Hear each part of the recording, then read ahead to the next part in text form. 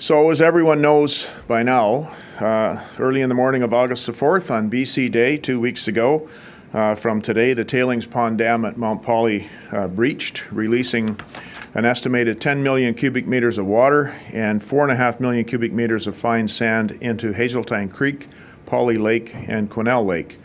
This was a large and extremely rare breach, and let there be no mistake, every single person in our government, including the Mines Minister, is taking this extremely seriously. We have a responsibility as the jurisdiction where this breach took place to take a leadership role internationally, to find out exactly why it happened, and to ensure that it never happens again. We must also do everything we can to restore public confidence. This is obviously a very serious incident. It is a disaster.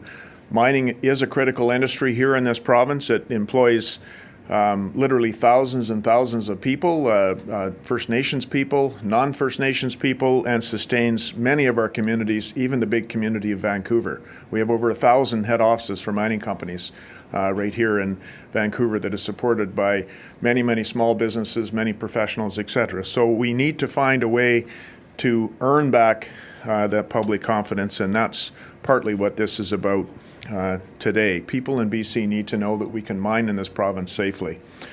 So I'm announcing two actions today. First, an independent investigation into the tailings dam breach at Mount Polley, which will be led by an independent panel.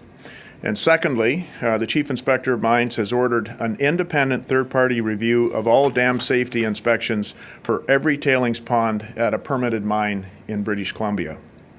And I'll now provide some detail on each of those actions. First of all, the Engineering Investigation and Review Panel. The government has ordered an independent engineering investigation and inquiry into the tailings pond dam breach at Mount Polley. This independent inquiry is authorized under Section 8 of the Ministry of Energy and Mines Act, and it will be conducted by a panel of experts. The panel will investigate the cause of the Mount Polley tailings storage facility failure, including the geotechnical standards for that dam and that pond, the design of the dam, ongoing maintenance, changes that were made to the dam, government regulations, government inspection regimes, and other matters the panel deems appropriate. The panel will have the ability to compel evidence, and the company, Imperial Metals, will be responsible for the cost of the independent investigation. This investigation is step one of a two-step process, and this first step is a targeted and independent investigation designed to get the answers we need as quickly and as effectively as possible. The panel will provide recommendations through its final report by January the 31st, 2015. The report will be provided to government and the Williams Lake and Soda Creek Indian bands at the same time and will then be made public.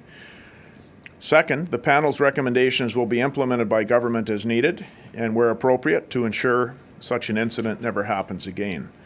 The members of the panel have been appointed by government with the support of the Williams Lake and Soda Creek Indian bands. These three people are experienced geotechnical specialists with expertise in dams, the Association of Professional Engineers and Geoscientists of BC, and the Institute of Mining Engineering at UBC also had input into who we chose as these three experts. They are as follows: Norbert Morgenstern, who is a recognized leader in the field of geotechnical engineering. He has extensive experience in dam engineering and has worked on over 140 dam projects worldwide. Secondly, Stephen Vick. Stephen Vick is an internationally recognized geotechnical engineer. He has extensive experience in both technical review and forensic investigations, including his participation in the investigation of the New Orleans levee failures that occurred during Hurricane Katrina. And thirdly, the gentleman to my left, Dirk van Ziel, is a professor at UBC's Norman B. Keevil Institute of Mining Engineering. He has more than 30 years' experience in research, teaching, and consulting on tailings and mined earth structures. Government will provide staff support to this panel through Kevin Richter, who is a professional engineer serving currently as an Assistant Deputy Minister with the Ministry of Transportation and Infrastructure. The Soda Creek and Williams Lake Indian bands were consulted on the terms of reference for this engineering investigation. They will have a liaison as part of this panel. The independent engineering investigation and inquiry is in addition to the ongoing investigation of the incident by the Chief Inspector of Mines and the Conservation Officer Service. And perhaps to save a question later on, the reason why the Chief Inspector of Mines and Conservation Officer Service are doing their own inspections is because they are statutorily required to do so. In addition, government has worked very closely with the Williams Lake and Soda Creek Indian bands, and we have reached an understanding on how to jointly address all aspects of the tailings storage facility breach at the Mount Polley mine.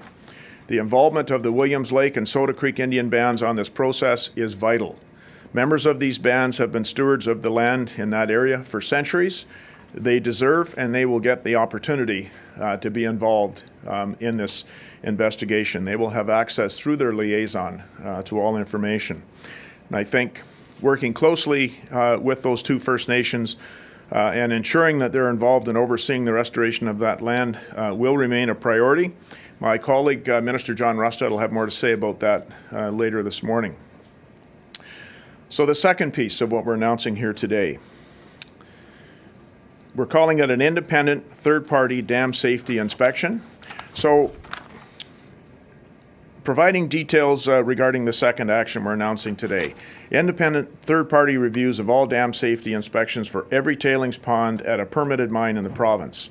The Chief Inspector of Mines has issued an order requiring all mining companies to conduct a dam safety inspection for every tailings storage facility at a permitted mine by December 1st, 2014. The order also requires companies to have those inspections reviewed by an independent, qualified, third-party engineering firm that is not associated with the tailings facility.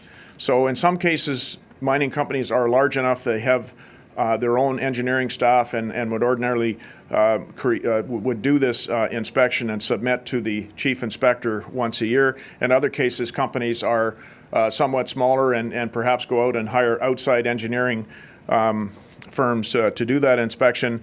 In this case, no matter who did the inspection, it has to be vetted, scrutinized, and then reported out to the Chief Mines Inspector by an independent third-party engineering firm.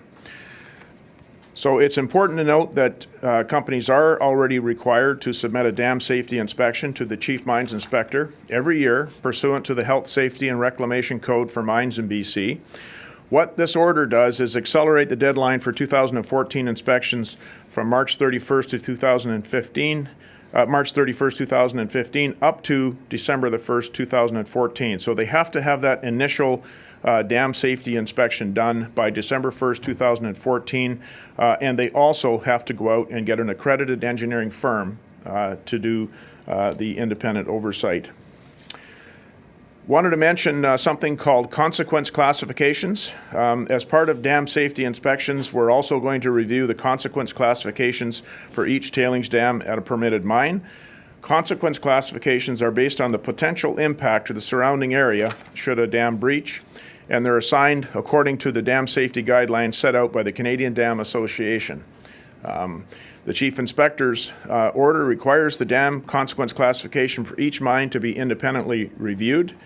Mines with a high, very high, or extreme consequence classification will be required to have their emergency preparedness and response plans reviewed by an independent third party.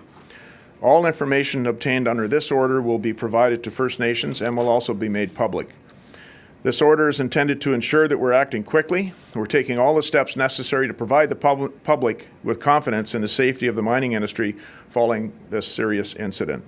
Any lessons learned from the independent panel investigation and the ongoing investigation by the Chief Mines Inspector and the Conservation Officer Service would also be applied to other permitted mines across the province.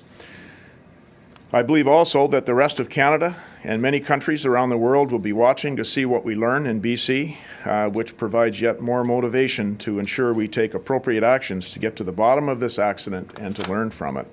So in conclusion, mining is a critical industry in BC. It supports dozens of communities and thousands of families in the province, but it must be done in a way that the public has confidence in it. We're committed to taking a leadership role internationally, finding out exactly why this happened, and ensuring it never happens again.